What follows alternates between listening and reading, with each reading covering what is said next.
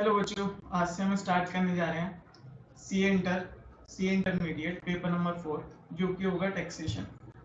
Taxation जैसे कि आपको पता है मई 24 ऑनवर्ड्स आपका न्यू सिलेबस आया है। न्यू सिलेबस में हमको टैक्सेशन पेपर नंबर 4 में दो सब्जेक्ट पढ़ने हैं। फर्स्ट इनकम टैक्स जो कि होगा 50 मार्क्स का, सेकंड जीएसटी जो कि होगा 50 मार्क्स का।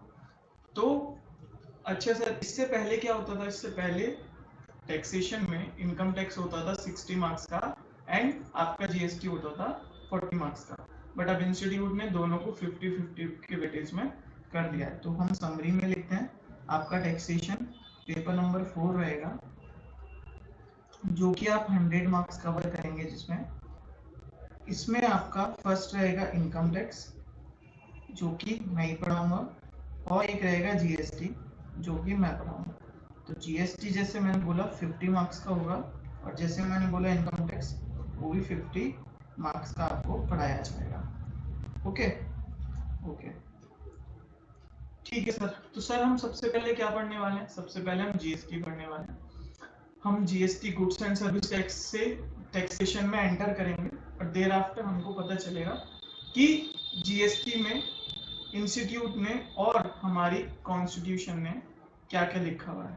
ठीक, तो सबसे पहले हम चलते हैं जीएसटी पढ़ने के लिए। जीएसटी पढ़ने से पहले मैं आपको कुछ बताना चाहता हूँ कि हम किस प्रकार से पढ़ेंगे, क्या क्या हम कवरेज करेंगे। तो फर्स्ट रहेगा कि हम सबसे पहले फोकस करेंगे वाई कॉन्सेप्ट पे। ये वाई कॉन्सेप्ट क्या होता है? वाई कॉन्सेप्ट होता है जिससे मैंने आपको कोई प्रोविजन डिलीवर करा, तो वो प्रोविजन क्यों आया, उसकी क्या तो एप्लीकेबिलिटी थी, क्या क्या फेसेस जब वो आया फेसेस करे जनता ने, और उसको इम्प्लीमेंट कैसे करा लॉ में, और उसका प्रैक्टिकल एस्पेक्ट्स भी क्या है। मगअप करने के लिए आप पूरा कर सकते हैं लॉ को, बट अगर हम वाई कॉन्सेप्ट पे ध्यान देके पढ़ेंगे तो हम पूरा क्लियर हो जाएंगे कि हमें करना क्या है, ये हुआ क्यों था ऐसा, और अगर हमने क्यों समझ लिया तो हमें क्या तो ऑलरेडी समझ में आ ही जाएगा।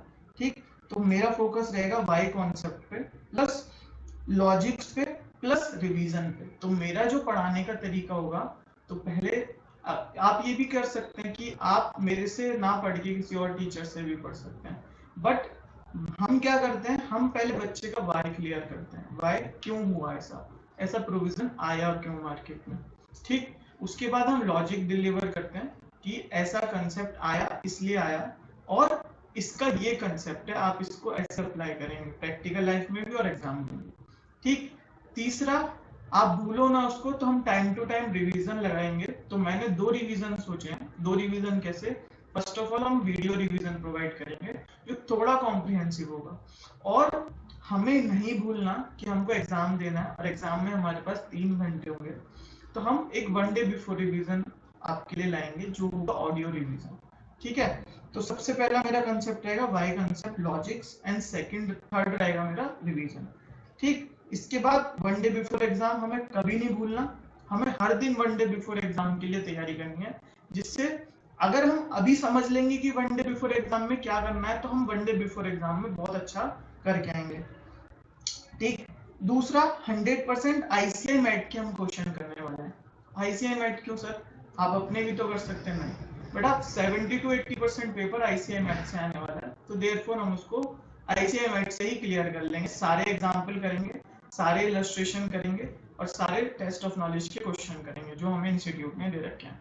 तो इसको मैं अपनी बुक्स में भी कर सकता था कन्वर्ट करके, बट नहीं, क्योंकि आपको कॉन्सेप्ट और आपका ट्रस्ट बिल्ड जब ही होगा जब आप इंस्टीट्यूट का बुक खोल के उसके सारे क्वेश्चन करेंगे। कॉन्सेप्ट तो हम आईसीआई के मॉड्यूल से ही निकाले हैं, ठीक है, और उसको हमने अपनी लैंग्वेज में नहीं, आईसीआई की लैंग्वेज में कीवर्ड्स में मॉडिफाइड कर दिया।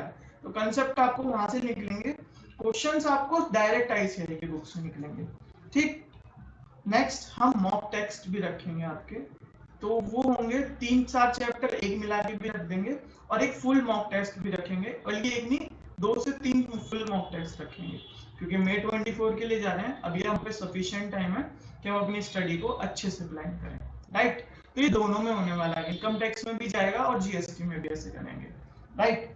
ओके, हाँ, आपको पता होना चाहिए इंस्टीट्यूट ने आपके लिए एमसीक्यू भी लाए हुए हैं। पेपर नंबर 4 के लिए।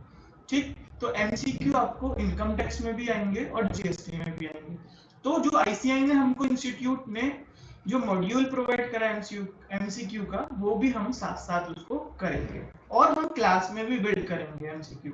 फॉर एन एग्जांपल, मैं कुछ पढ़ा रहा हूँ जीएसटी से रिलेटेड, ठीक है, कोई टैक्सेबिलिटी पढ़ा रहा हूँ या कब पढ़ाना जीएसटी लगेगा नहीं लगेगा, तो देयरफॉर मैं वहां पे कंसेप्ट के साथ साथ इंपॉर्टेंट भी मार्क करूंगा कि कौन से चैप्टर की कौन सी लाइन में आपका एमसीक्यू बन सकता है, राइट। ओके, और साथ के साथ आईसीआई के तो हम करने वाले हैं जैसे मैंने बोला। ठीक, रिवीजन वीडियो मैंने बोल दिया, एक वीडियो फॉर्मेट में करेंगे, एक ऑडियो फॉर्मेट में करेंगे, राइट, ऑडियो फॉर्मेट वीडियो।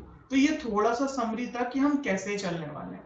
अच्छा सर, अब क्या करता है बच्चा, 1-2 महीने 3 महीने 4 महीने पढ़ने के बाद वो सोचता है अरे आईसीआई का मॉड्यूल देख लेते हैं, अरे दूसरी क्लासेस देख लेते हैं, अरे यूट्यूब देख लेते हैं। कर सकते हो आपकी लाइफ में, बट अगर हम सारा कुछ कवरेज कर रहे हैं यहाँ पे, तो मेरे को नहीं लगता कि आपको नीड पड़ेगा बाहर जाने का। क्यों? क्योंकि हम अपने तरफ से सारे कंसेप्ट आपको डिलीवर कर रहे हैं।